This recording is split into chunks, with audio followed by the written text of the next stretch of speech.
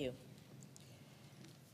Mr. President, I rise today to speak out against the harmful actions taken by the Trump administration and Elon Musk. What they're doing, it isn't about government efficiency.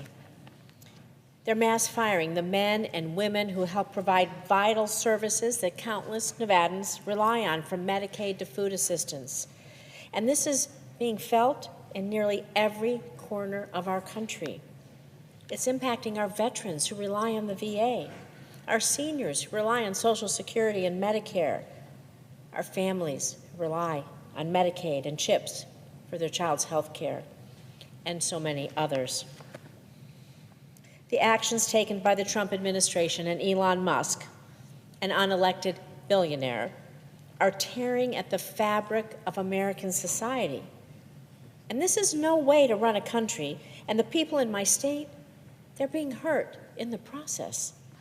And so today I want to focus on a specific aspect of the Trump firings, how it's impacting veterans, not just veterans across the country, but particularly those veterans in Nevada.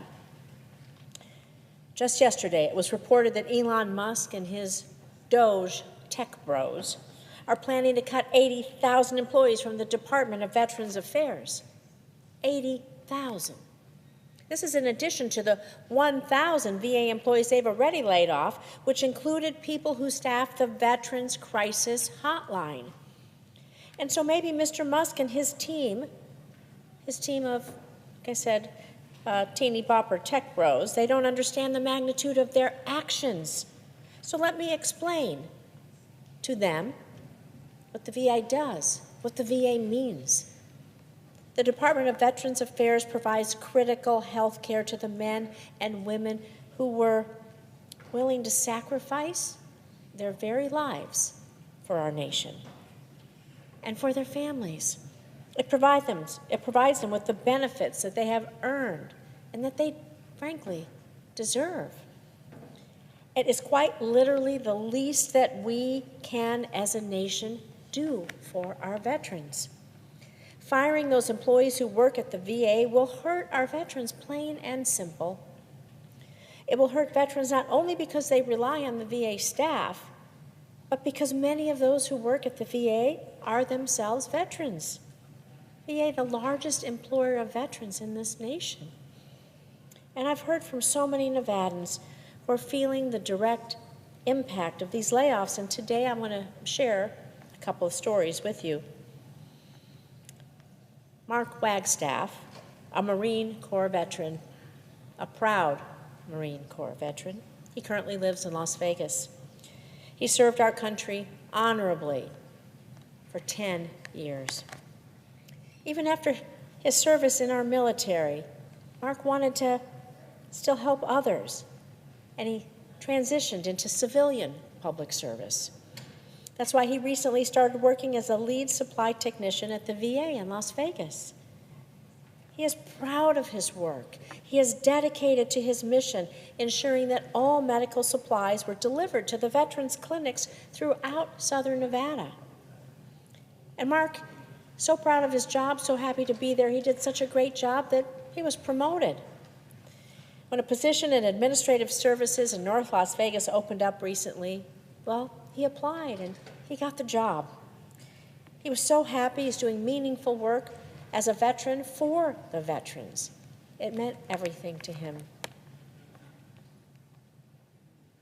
Sadly, this all changed after Donald Trump and Elon Musk started messing with the VA. On February 14th, the Valentine's Day present that Mark received from Elon Musk and President Trump was an email informing him that he no longer had a job. Despite receiving an outstanding performance review, despite his recent promotion, Mark was being told he was let go due to poor performance. By firing him in that way, they also immediately locked him out of all of his work accounts. That means he can't access his termination paperwork. It means he might not even receive his last paycheck. So I want everybody to think about that. Here's a veteran, put his life on the line, proudly serve our nation. Like I said, willing to risk everything for all of us, who was fired in the most despicable of ways. And this is beyond shameful. Donald Trump and Elon Musk, who actually don't know a damn thing about service to our nation, should be ashamed. Should be ashamed on Valentine's Day, no less. But Mark is not the only one. Lily Stevenson, a devoted wife of a disabled veteran who lives in Las Vegas, was also impacted by these unjust layoffs at the VA. She worked at the Henderson Vet Center and recently received feedback in a performance review that indicated she was doing an outstanding job. For her, this job was more than just a paycheck. She could be working anywhere else and making more money, but she felt a calling to serve her veteran community, our veteran community, a calling that, like Mark, she had answered with passion and commitment. Despite this, again, on Valentine's Day, she received a termination notice, just like Mark. And this firing also falsely claims poor performance, which does not line up with the facts as Lily knows them.